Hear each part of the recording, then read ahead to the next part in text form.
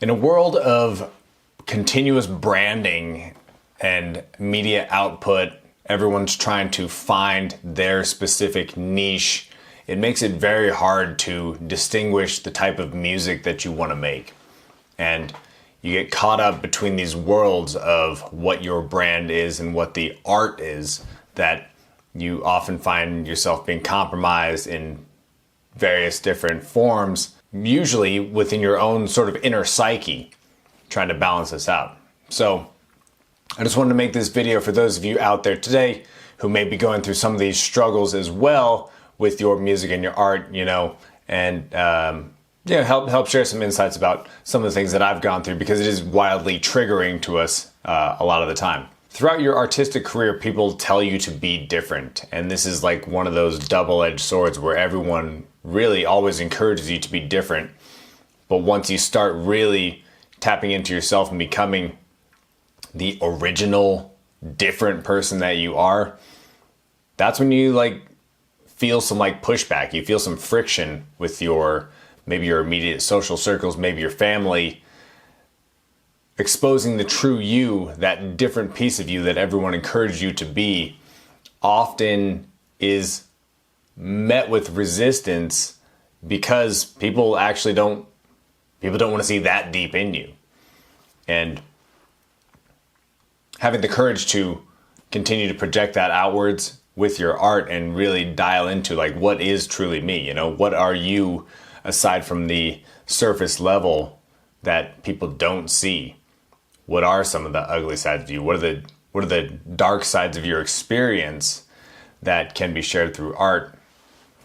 And how do you keep those within that container that reveals to people a side of the human experience, while also, maybe juggling the maintenance of your relationships? I, for one, always created music that was deeply personal to me.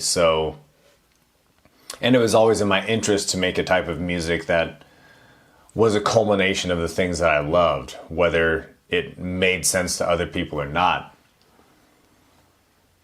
And that was difficult in the beginning, even because I had, situations in my social life that a lot of people were, when I was a teenager, a lot of people were going into rehab and committing suicide. There was a lot of drug use just sort of surrounding my social environment. And there was a lot of ugly things that happened within those social circles. And I started writing music about it, and that was sort of my escape, or a way of creatively processing some of those experiences that I couldn't really share verbatim to someone like my parents or someone outside of the situation. The music could say more than I could say. But then when it comes time to developing that into some kind of niche or brand, that vulnerability, making vulnerability a brand seems so cringe. And it comes with a lot of pain and struggle, especially once you get to the point of okay, I am vulnerable, but now I have to market that vulnerability. It seems like they're just, too out of balance with each other. I even experienced this the other day while sharing something very personal to myself about my recent sobriety and my recent sort of cleanliness from alcohol. And it's not that I am afraid to share that, but some nervous energy appeared in me when it came to posting it. Something about posting can really make known the sort of burdens that we've put on ourselves, and the sort of weird, the vague rules that we've put around how we project our lives. But when it comes to branding your music, there's a lot of time spent in the process of the vision. And that's a very important thing to remember. I have definitely attended shows in my past of music that I'm not super fond of. And you almost feel like you're cast aside from the rest of the group when you're at a show that everybody seems to be enjoying themselves at, but it's just not your thing. You may feel like you're an asshole for being there at all. It's honest and unique and identifying to have your own personal taste.